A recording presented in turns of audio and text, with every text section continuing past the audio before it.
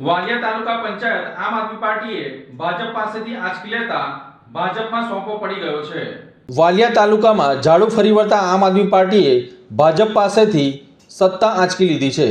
16 બેઠકોમાંથી 11 આમ આદમી પાર્ટી જ્યારે ભાજપને માત્ર 5 બેઠકો મળી હતી। વાલિયાની 3 જિલ્લા પંચાયત બેઠકમાં 2 આમ આદમી પાર્ટી અને 1 ભાજપને મળી હતી। વાલિયા તાલુકા પંચાયતની 16 બેઠકો અને જિલ્લા પંચાયતની 3 બેઠકો માટે યોજાયેલી मतदानની આજરોજ મહિલા કોલેજ ખાતે મતગણતરીમાં આમ આદમી પાર્ટીનું ઝાડુ ફરી વળ્યું હતું। 16 બેઠકોમાં 11 બેઠકોમાંથી આમ આદમી પાર્ટીના ઉમેદવારોની ભવ્ય જીત થઈ હતી, જ્યારે 5 બેઠકો પર ભાજપના ઉમેદવારોની જીત થતાં આમ આદમી પાર્ટીએ ભાજપ પાસેથી વાલિયા તાલુકા પંચાયત આંચકી લીધી હતી।